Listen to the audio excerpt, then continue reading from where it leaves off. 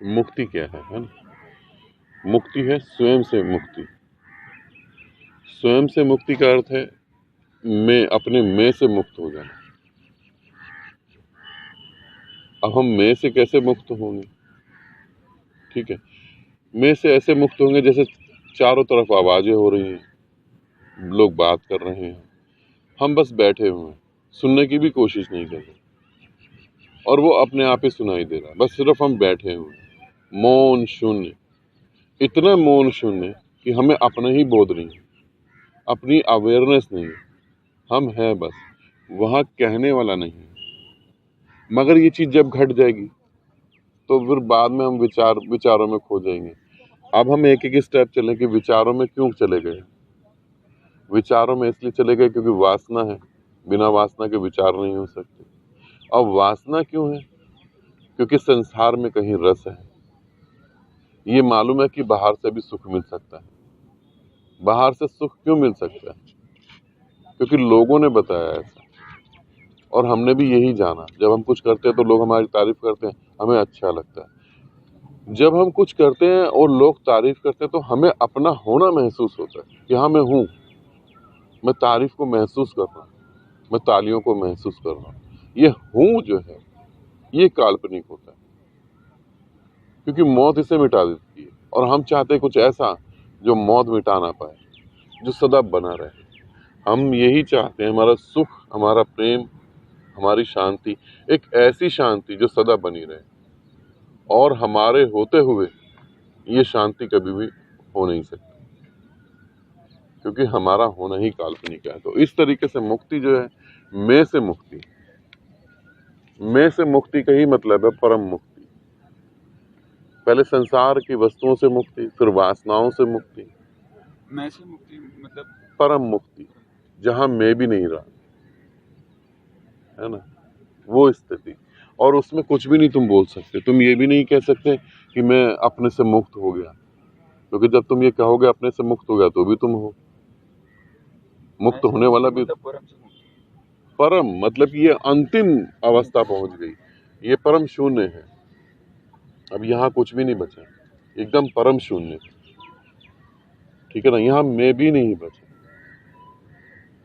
तुम अपने जो तुम्हारा स्वरूप है, जो तुम्हारा रूप है, उसमें तुम ठहर गए, बस खाली हवा हो गई। अब हवा कोई एक शब्द तो नहीं है, हवा का मतलब क्या है? जो है भी और नहीं भी, है ना, जो है भी और वो नहीं भी। तो वो एक अवस्था, वहां पे तुम ये भी कह सकते हो कि मैं पूर्ण हो चुका, और वहां पे तुम ये भी कह सकते हो मैं शून्य हो चुका, और तुम कुछ भी नहीं कह सकते। वहां बस एक ही बात होती है, हूं। क्या हूं पता नहीं, बस हूं, सब हो रहा है और कुछ भी नहीं। संसार चल रहा है, हवा चल रही है, आकाश है, बस, और कुछ भी नहीं, और है भी सब। ये जानने वाला है भी नहीं और पूरी तरह से है भी। यही है मुक्ति, और कुछ भी नहीं मुक्ति। मगर जब तक मुक्ति की खोज चल रही है तब तक मुक्ति नहीं है, ये ध्यान रखें। मुक्ति की खोज भी अंततः वासना की खोज है। मुक्ति की खोज का अर्थ ही ये होता है कि मैं अभी अनकम्प्लीट हूं और मुझे कंप्लीट होना है। और ये बहुत बड़ा भ्रम है कि मैं अनकम्प्लीट हूं। मैं हूं तो अनकम्प्लीट हूंगा, कोई चारा नहीं है, क्योंकि मैं ही काल्पनिक होता है। तो मैं नहीं हूं जहां मैं हूं ही नहीं, मिट गया हूं, ये बोध भी खत्म हो जाएगा कि मैं नहीं हूं। बिल्कुल परम शून्य, एकदम, बिल्कुल एकदम शून्य। मैं मिट गया हूँ, ये बोध भी मिट जाएगा। ये बोध भी मिट जाएगा, ये बोलने वाला मिट जाएगा, सिर्फ बचेगा एक बोध, किसी के प्रति नहीं, किसी के प्रति भी नहीं, अपने प्रति भी नहीं होगा, वो बोध होगा सिर्फ, और कुछ भी नहीं। अवेयरनेस होगी, एक गहन शांत, बिल्कुल। अब उसे कुछ कहा, उसे सबसे बड़ी दिक्कत है संसार की भाषा में उसे व्यक्ति नहीं करा जा सकता। जब हम कहते हैं कि मैं परमात्मा में लीन होना चाहता हूँ, इसका मतलब ये है मैं से ही छूटना चाहता हूँ। मेरा मैं ही हजारों जन्मों में पैदा होने का अर्थ ही मेरा मैं है। कौन पैदा होगा? मैं ही तो पैदा होऊंगा। मैं ही बार बार वासनाओं में पड़ूंगा, मैं ही बार बार इच्छा करूंगा, मैं ही परमात्मा की भी इच्छा करूंगा। आज जो इच्छा कर रहा है कि मैं किसी दूसरे से सुख पा सकता हूँ, वो ये इच्छा भी कर रहा है कि मैं किसी परमात्मा से, है ना, भविष्य में कभी मुक्त हो जाऊंगा। मुक्ति अभी इस क्षण में ही, प्रेजेंट में ही मुक्ति है, और कुछ मुक्ति थोड़ी ना है। प्रेजेंट में तो मुक्त हो बिल्कुल पूरी तरह से, क्योंकि प्रेजेंट में अपना कोई विचार नहीं होता। प्रेजेंट के पास अपना कोई विचार नहीं। तुम जब भी विचार करोगे या तो भविष्य का करोगे या बीते हुए कल का। हमारा प्रेम भी, जिसे हम प्रेम कहते हैं, वो भी या तो भविष्य में होगा या वर्तमान की यादों में होगा। और यदि तुम प्रेम की गहराई में जब उतरोगे तो तुम वर्तमान में होगे। दोबारा से मैं दोहरा दूं, हाँ गलती हो गई। हमारा प्रेम जो होगा या तो वो भविष्य में होगा या पास्ट में होगा, भूतकाल में होगा। भूतकाल में हम प्रेम की यादों को लेकर हंसते रहेंगे, रोते रहेंगे।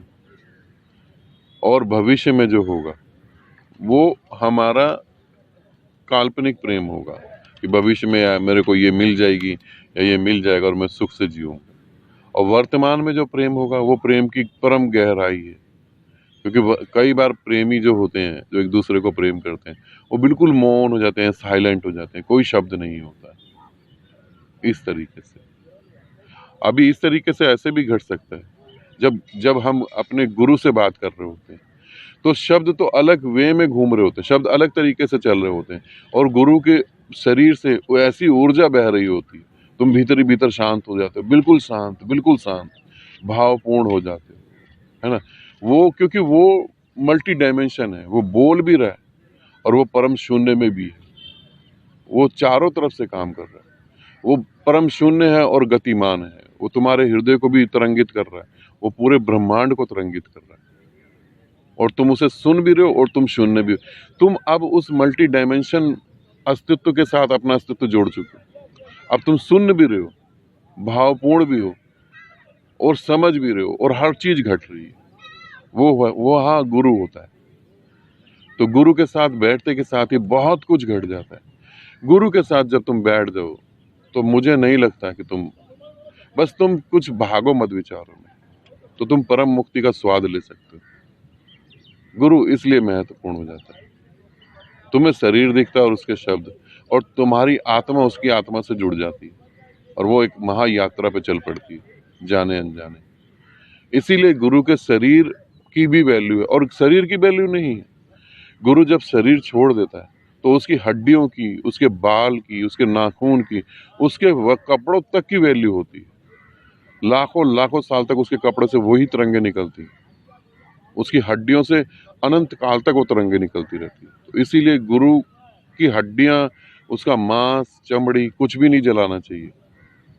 उसको तुमने जला भी दिया किसी कारणवश, उसकी राख भी कितनी कीमती हो जाती है।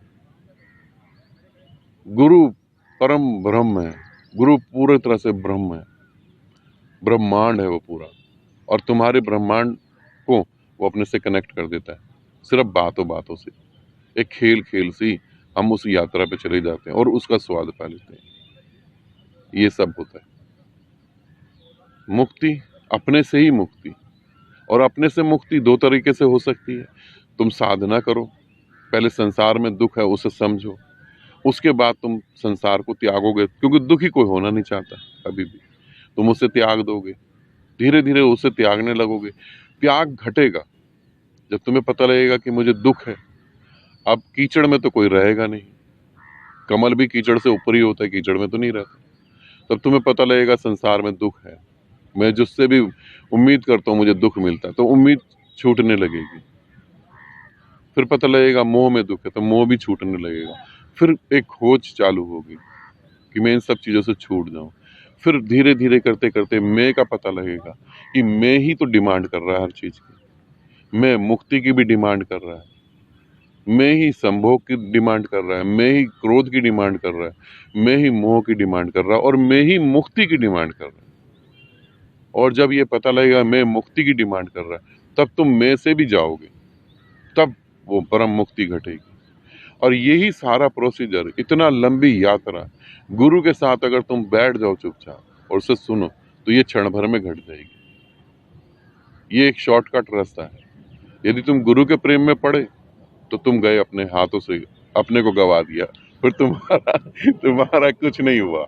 आज तुम गए, तुमने ऐसा जुआ खेला जिसमें तुम्हें हार के खुशी मिलेगी, जीत के तो दुख ही मिलेगा।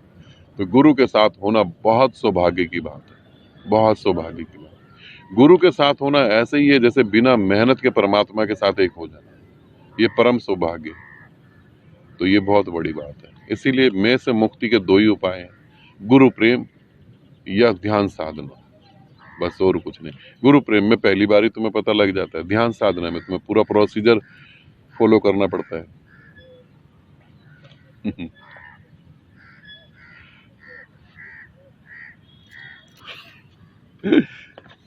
रिकॉर्डिंग कर रहे थे हम लोग, बात कर रहे थे ना, तो हंसा ने बोला कि बात कर रहे हैं हम, आप रिकॉर्ड कर लें। रिकॉर्ड मतलब अच्छी बातें हैं। तो मैं बता रहा था मैं से कैसे मुक्त होंगे, क्या क्या प्रोसीजर। हाँ बिल्कुल, अभी स्टार्ट ही है, सभी चल रहा है। तो ये होता है मैं से मुक्ति का मतलब। देखो तालियां भी बज गई हमारे लिए।